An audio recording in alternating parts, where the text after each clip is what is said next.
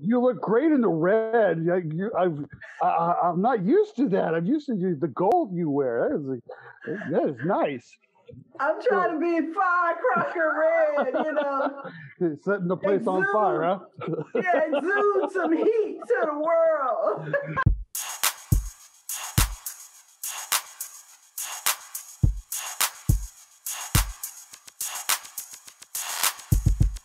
Good afternoon, and thank you for joining me this evening for this episode of Ask Tricia. I'm Patriciatone, and tonight I have another great guest for you. This guy went to grad school with me, and as soon as we both sat down at that back table in the classroom, that was it. It was a match made in heaven.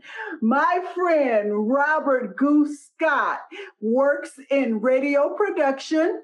He is an author, he's an independent filmmaker, and a podcaster. And now he's here to chat it up with me tonight and help us along on this show. So please welcome my good, funny friend, Goose. Hi, Goose. How are you, my friend? Hey, P-Tone, how have you been? It's been a while since we talked. I know. You look great in the red. I'm not used to that. I'm used to the gold you wear. That is nice. I'm trying to be firecracker red, you know. Setting the place on fire, huh? Yeah, exude some heat to the world. I love it. Oh. It's so good to see and hear from you. It has been too long. It has been too long. I mean, the strange thing is, I only live about 100 miles. I think, north of you, and I go to LA quite often, but we've never had a chance to connect. And I'm like, this isn't right. We need to figure out how to do this. Unfortunately, we have to do it under a pandemic and on a Zoom call. But this is cool. I love this. Yeah. I just don't want you to put that out there like when you come to LA, I'm not available. You know, you be coming out here with all your business, shooting films and stuff. You don't have time for me when you come to LA. Well, it is true, and it's not true. It's just I'm so busy, and it's like I have stuff going on here. I got stuff going on down there. And it's like my schedule is so tightly packed that trying to find time to have lunch with somebody it's kind of crazy. It's like, but I think one of the things that we've kind of learned with all this going on is we need to kind of connect more. We have a chance to be able to connect more, and we find out that we got the technology to do it. But I missed face-to-face interaction with people, and I miss being able to sit down and hugging people and handshaking and how you doing and sharing food and all other stuff. But yeah, I want to get back to that, but we're almost there. We're getting there. Step by step. We're getting there. If everybody put on that damn mask, we might be able to do something, but that's another story. When I put on a mask, I scare a lot of people, so it's like, but not that kind of mask. You want the one that covers your, okay, we're almost at Halloween, so I can kind of get away with some of this, Look, not the Freddy Krueger mask, Goose, not that one. The Jason mask, I think I got one of those somewhere. I know. Yeah. So I know that you sent me an email saying you just released a new book. Yeah. Tell me about that. This one has been about, I want to say I had started working on this before we even got together back in Mount St. Mary's. It's been kind of gelling, and I had this idea of a female protagonist who had the powers to basically extract demonic entities and evil spirits off of people to save their souls. And it just kind of gelled. And it's like, as a writer, you have ideas that just kind of like, they sit there and you're like, okay, sooner or later I'll get to this. And all of a sudden it just, you get that voice in your head, like, you better start working on this now. And so I started working on it a little bit at a time. But it took about, I would say, 3 to 5 years to put this whole thing together. And the funny thing is, when this whole quarantine happened, I all of a sudden had time and the focus to write and to finish it. It was like this was the opportunity I had, and I wrote, and it took me maybe about 3 or 4 months to finish it from where I had it, and then I had to go back. And of course, you guys are a writer. It's not just writing; it's rewriting and rewriting and rewriting. And and then once I got to where I really really liked it, it was a story I thought that was just perfect for to come out just before Halloween. The book is called Soul Hunters: The Origin Story of Supernatural Superheroes, and it is just basically about these two people who've come together, team up to basically bring balance to the spirit world by relieving people of the demonic entities and spirits that have entrapped them, and they learn how to use their powers to do that. And I've gotten a lot of good feedback from it, and I'm really hopeful for it. It just dropped yesterday. I'll probably put out an ad campaign on it later this week so that people will have access to it and be able to see it just before Halloween is supposed to hit. And so I'm very, very, it's like one of those things where it's like you work on it for so, it's just, you work on it. Yeah. And finally it's come to fruition. And now that I'm able to finish that, I'm able to move on to the next, because this is usually with all my books, this is just the first of the series that's going to come out for it. So I'm going to love this. So that is absolutely wonderful, Goose. I'm still a few months behind on my book because I stopped to start doing this podcast. And so now I'm trying to set a schedule, for me, so that I could like film on Monday, Wednesdays, and Fridays, and then do editing on the show and the book on the weekends. And then on Tuesdays and Thursdays, I just try to, rest my mind from both. But the crazy thing is I had to do the same thing. I had to put in something daily to it's downtime for you to start writing. And I'm like, okay. And it would pop up, and I'd go to my computer and I'd start working on it. And sometimes I'd come up with 2 or 3 good hours of work, and sometimes I'd stare at a blank page for 20 minutes and nothing comes. But that's the I wanted to say the curse of a writer, but that's just how it works. It's like, you got to schedule yourself to do it, and eventually all of a sudden you'll look up and, oh my gosh, it's finished, it's done. I can't believe it. So I actually am really happy at the stage that I'm at as well, because right now all I'm doing is just rereading and writing in the correct tense and things like that. And so I should be finished. I'm just giving myself by the end of the year, because I don't want to put extra pressure on myself, which is what I was doing. And then it caused me to not think properly, because I'm too involved. No, I get what you're saying. I get what you're saying. You get that writer's block and you're locked up. Exactly. Yeah. So tell me, you getting ready also to do a short film, another one. Yeah, I got tired of waiting for the production to start opening up again. And I'm like, you know what? I am a filmmaker. I've got a very successful short film out now. It just finished off.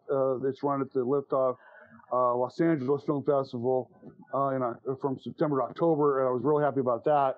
But I got to the point where I'm like, you know what? It's time for me to make another movie, and I've got the material, and I transferred it over to the screenplay, and I've got my cast, I've got my crew, or most of my crew, and I've got a place to shoot it. I'm shooting it at my house, which make everything easier on everybody. Oh yeah. And then we're right now in pre-production. I gotta go get some more props and some costumes. But we're looking at shooting it on November 7th, and hopefully hopefully get a full day's work in and get the whole thing done in a day, which is, I've done that before with a short film. Yeah. So, yeah. And then hopefully after that, I'll get it to the editors and we'll get the sound taken care of. I'm hoping to have this done. Hopefully, I want to give myself a goal of having it out by January 31st next year, so that I have it ready for the festivals coming up next year. And I've already picked a few festivals, smaller festivals that I'm looking at already to focus on. And it's a great little story, and I'm not going to give much of it away, but no, we don't play that. I don't play that. Give your story, yeah. Because I don't know who's listening, and I don't know who's going. Exactly. Oh, that sounds like a great idea. I think I know what I can do with that. So just tell me what genre it is. That's all I want to know. It is genre.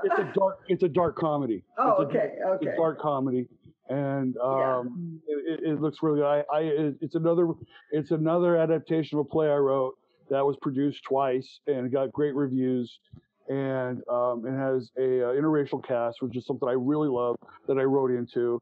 And it has a great message, and that's all I'm going to say. Yeah. I know it's going to be good because I've seen all of your work in grad school, and there was never a film that you didn't do that wasn't well received. So I'm not even questioning that at all. I'll let you know, because I'm hoping to maybe have a showing at Mount St. Mary's, and when I do, I'll make sure you know about it so you can be there and you can tell me what you think and be brutally honest. Be brutally honest, like I know you are. Let me know. I was about to say, when have you known me not to be honest?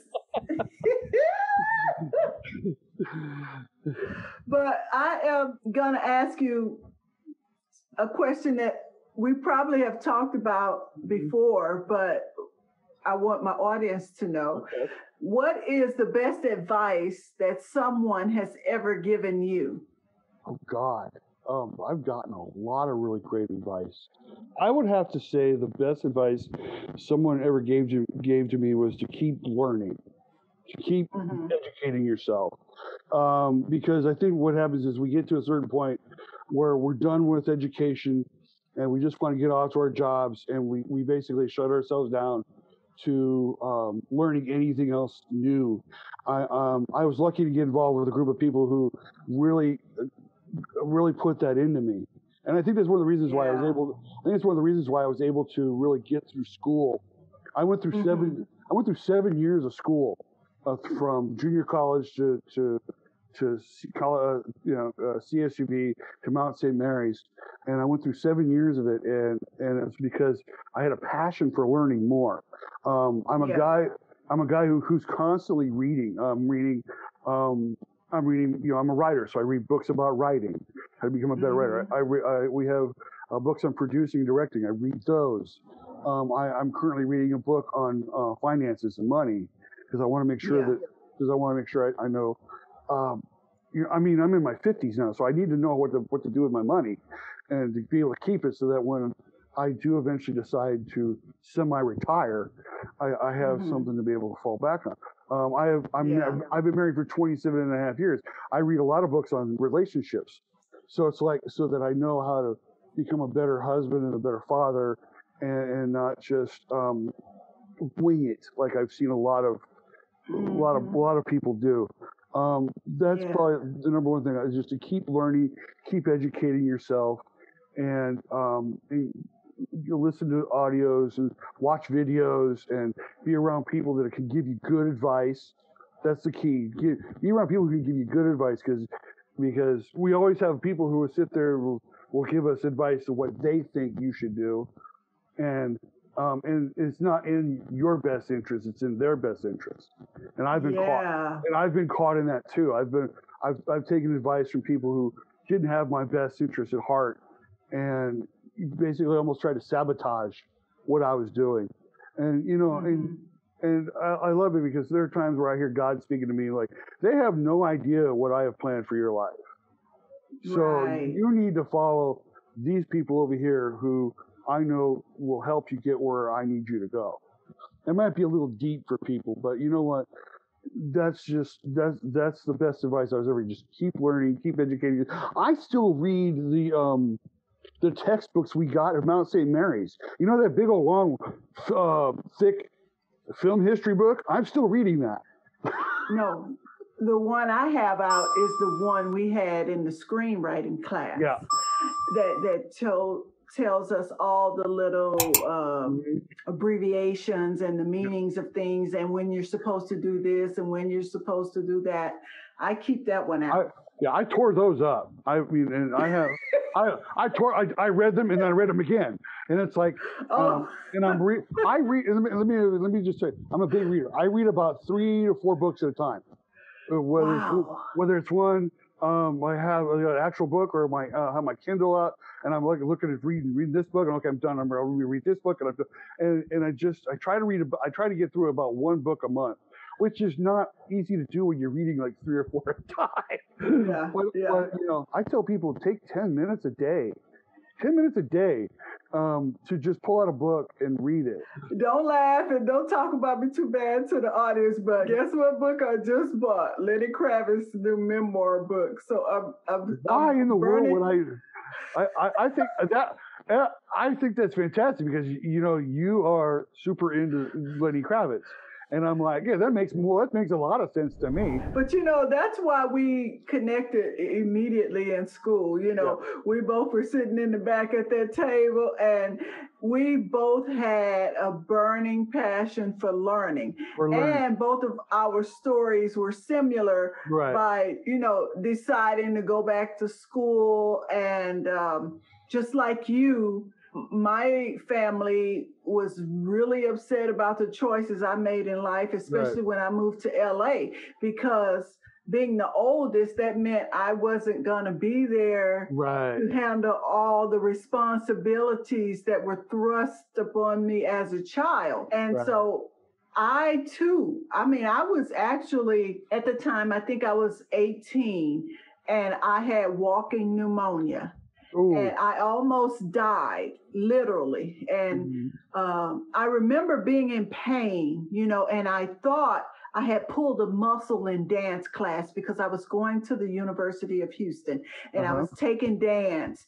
And a few days after one of my classes, I could barely stand up.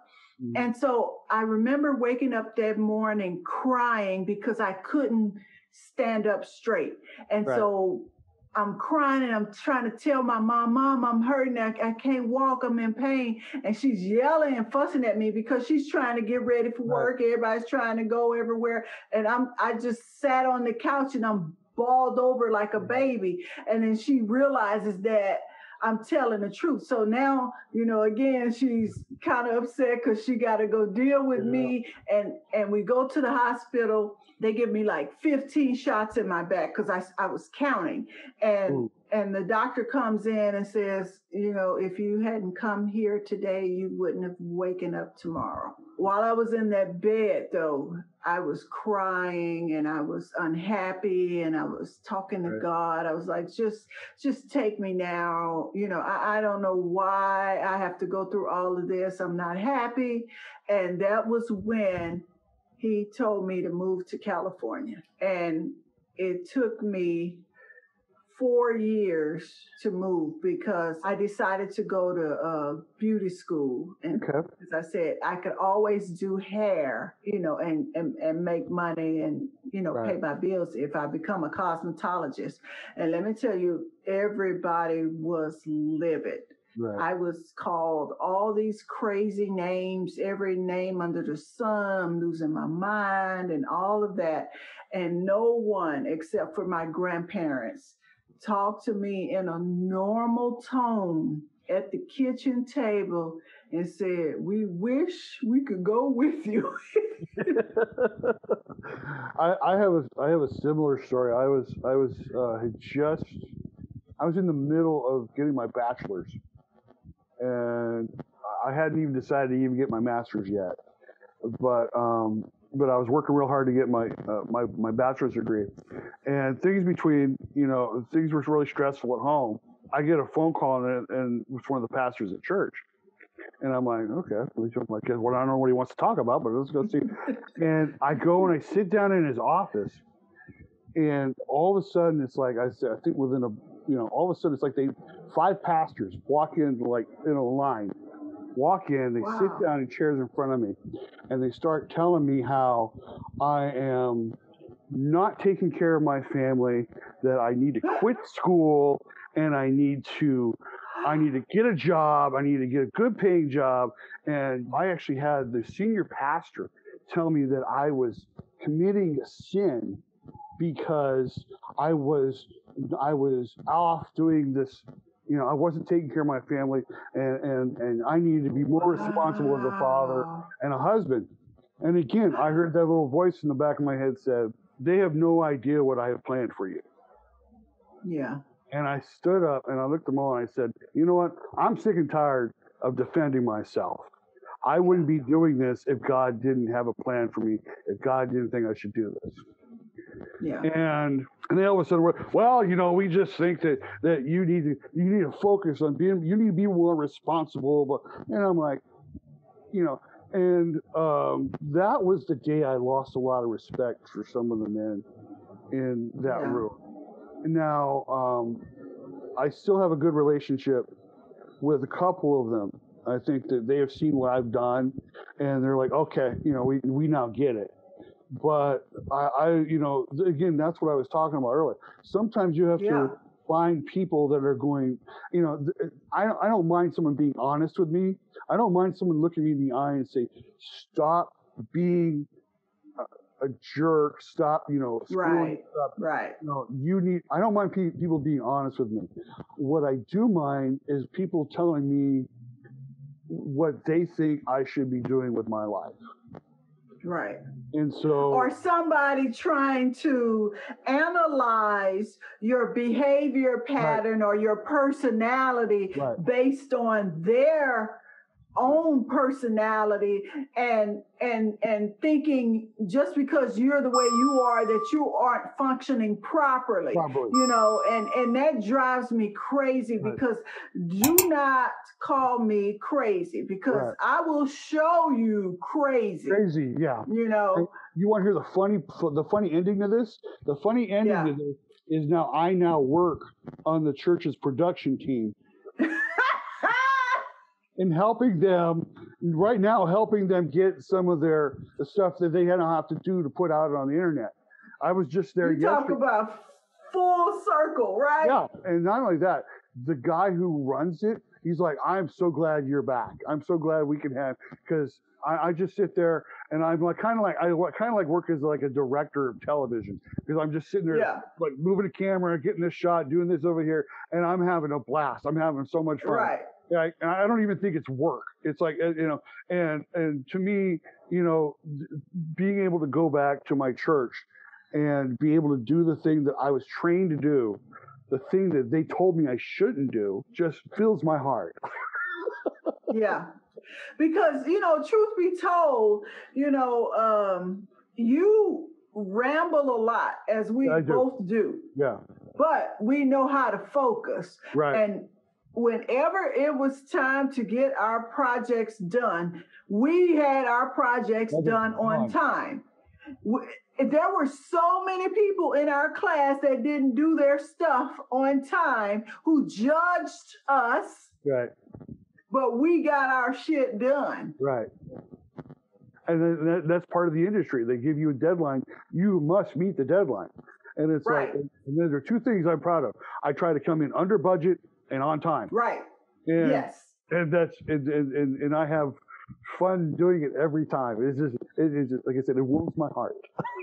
Yeah, exactly. Yeah. We have fun, but we get the work done. Right. Like I said, I just have a lot of fun doing it. I just have a lot of fun doing it. So I'm going to flip the script now and I'm going to ask, what is the best advice you've ever given to someone? Funny enough, here's the funny thing, because we were just talking about how I like that. It's fun when I'm doing it. I have told, especially a lot of young people, this is the advice I said, find something you love to do so much, you do it for free. Right. And they get so good at it, they pay you a lot of money. to do it. Yeah. You know, that's and I want to preface this by saying I'm not talking about quitting your job and like becoming the next Food Channel network star or Food Network star. I'm not talking about. I'm talking about we all have a job, but we all have what we all know as a side hustle. We have something else that we do, and find something you love to do. Whether it's, but you know, that food hustle job, that Food Network job could be a good job, though. You know, I mean, a lot of the stuff I do, writing and directing and filmmaking, a lot of that is like I do is almost like my side hustle that I'm working to make it my hustle. Because and for me, it doesn't feel like work. It feels like I'm having too much fun doing what I'm doing to call it work. And when I got my master's degree, and I was like, and you remember that day we got our master's degree? We could be swinging from the rafters. We were so happy and excited. I come to find out that my best friend, who is he is the #1 real estate broker. I think he's the #1 real estate broker in San Mateo County, up in the Bay Area.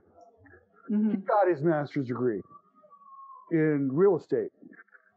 And I called to congratulate him, and he goes, "Dude, you inspired me to do it. When you got your master's, I thought, why shouldn't I get my master's?"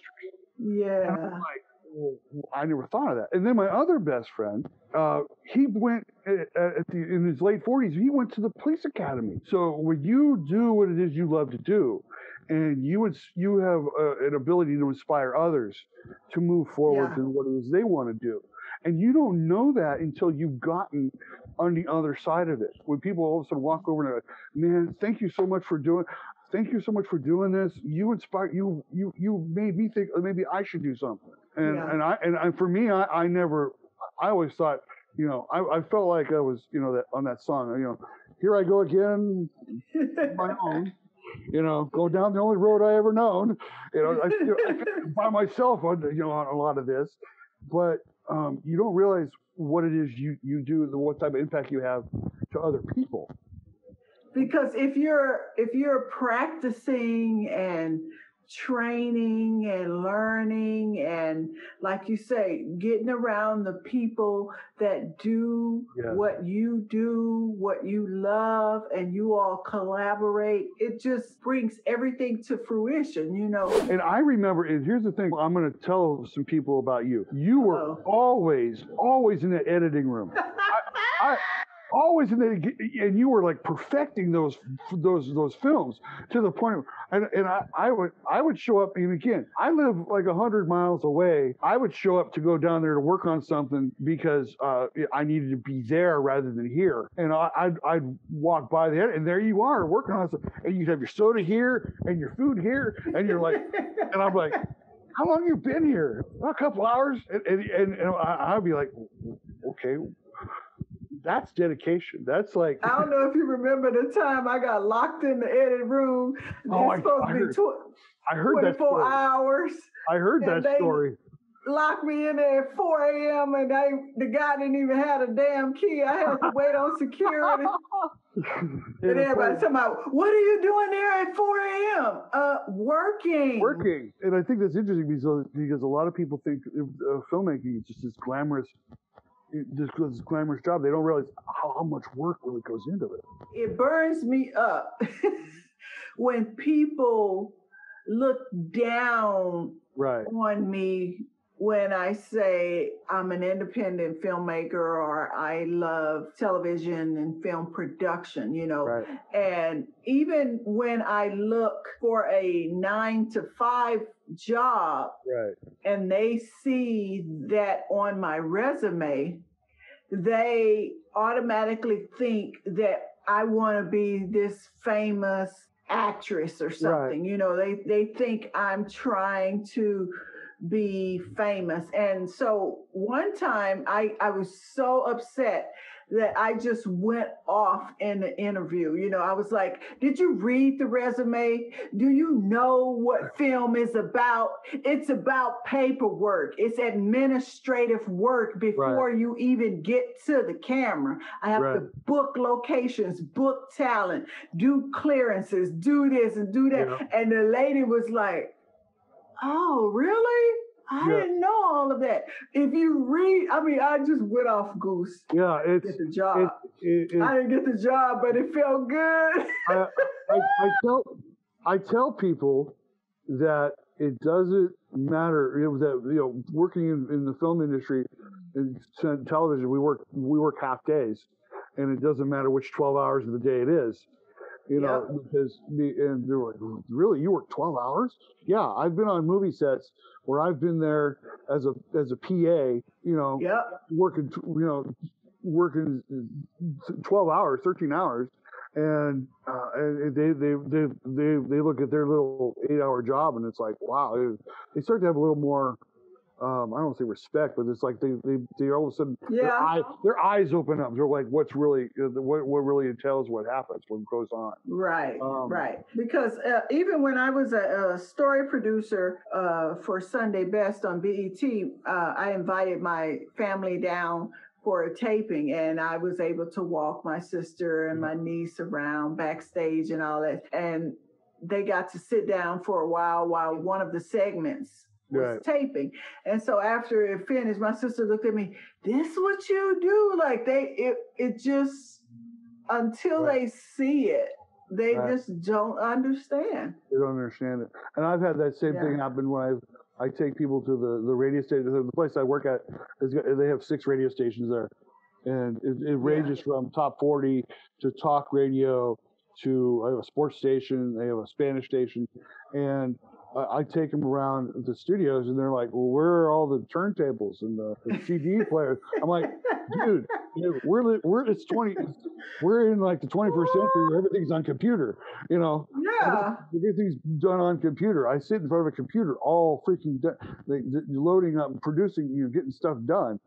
Oh, you have them kind of sit back and watch a radio a talk show, talk radio shows, and all they're basically doing is, this button and flip this up and answer this call, and the guy's going on for 15 minutes, and let's go to caller number 1. You pop that in, you flip that over, and it's constantly moving. I used to have fun when I was a board operator too for a business news talk radio station when I was back in Houston. I had so much fun, but it's just like you say, it's sitting in front of the computer. You have to know that software. And that's why, I was always in the lab because I'm training myself to learn software, because once you learn the basics of most software, then you know how to maneuver almost through any type of software to a certain degree, I'll say, to a certain degree. But at least you're not totally oblivious to how the software works, So that's why I'm always learning something. And that goes back to educating yourself. Keep educating yourself. Keep learning, because you don't know. I was just about to say that. You don't know. And I remember going through the program and telling people, I'm not an editor. I'm not really comfortable editing. But guess what I've had to learn to do? I've had to learn to edit. I always have people on my sets, they'll sit around for a minute observing me, and then they'll look up at me and go, "Oh, you really do know what you're doing." And I'm thinking, I know what I'm doing. It's so insulting, but it's also a compliment in a sense, but it's just the way that they say it, because I'm sitting here thinking you wouldn't say those words to other people. Right. And the funny part is they think that what we really do is just sit a camera down, turn it on, and just go, and then that's it. I just fully agree with you 100% on learning as much as you can. And that's the thing that really, I guess, kind of irks me today with most people. Right. Because I can be online and, reading people's statuses, and people will ask the most ridiculous questions. And I'm thinking, you're on the damn computer. There's this thing called Google. Do you know what Google means? Why are you asking people something that you can look up? By the time you typed it and put it on the status, you could have found the damn answer on Google. I had to start watching myself because I had one of my good friends to ask me a question. And I was like, I don't know, Google it. And she started laughing. And I said, oh my God, I didn't mean it like that. I wasn't trying to be sarcastic or anything. She was like, no, I just realized you're right. Why am I asking a dumb question? I love it when my kids ask me a question and I'm like, do I look like Kreskin? Do I look like an encyclopedia? I don't know everything. You got a phone in your hand. Just ask the phone. A $1,000 computer at your fingertips. Right. But thank you, Goose, for joining me tonight. I really appreciate you taking the time out of your day. And anytime. I really, really miss you, and we have to meet up real soon. And I'll have to treat you to lunch or dinner or something real soon, okay? You know what? And I know this is cliche, but I'm going to check my calendar to find out when we're going to be coming back down to LA, because I know we got something going on pretty soon. And when I do, I'll let you know, and we'll hook up for lunch. And you pick the place, and I'll eat the food. Because we both love to eat. We love to eat, yeah. I went to, it's funny. We went to Disney World, and I think we spent more time picking out restaurants than we did picking out rides, because we love to eat. Well, again, thank you for joining me, and I'll talk to you next time. Yes, please, soon. I'm going to shamelessly plug me, if you don't mind. Go right ahead. Catch my website at robertgoosescott.com. You'll see, hopefully, I'll get this thing updated, and you'll see some of the new things I'm working on. My new book dropped yesterday at Amazon. It's called Soul Hunters, the origin story of supernatural superheroes. You can catch my other books on Amazon, too. Just go and check them out. Hopefully, we will be getting back into the studio to be recording our podcast. We had to take a little hiatus because of all the craziness that's going on in my house. But but we're going to get back to recording this week. Hopefully, we'll have a new podcast out by next week. And because now that the movie theaters are opening up here, I'll be able to actually watch the movies in the theater and be able to talk more about them. Plus, we got some other things going on in the world of entertainment and pro wrestling that it's just absolutely crazy. If you want to follow me, I'm on Twitter at GooseScott8910. Check me out there. On Instagram, GooseScott, blah, blah, blah. Find me on Facebook, all that other fun stuff. I'm done. I'm done shamefully promoting myself. And that's great. That's what you're here for, because that's what this is all about. Is sharing information and people wanting to see and find out what people are doing, and if it interests them, they follow, they like, they share, they subscribe, leave a comment, all that good stuff. All right, take care. Yep. Bye-bye. So I want to thank you, Robert Goose Scott, for joining me for this episode of Ask Aunt Tricia. And I appreciate all of you tuning in. Please remember to like, share, and leave a comment. Also, hit that subscribe button. Thanks again. I'll see you next time.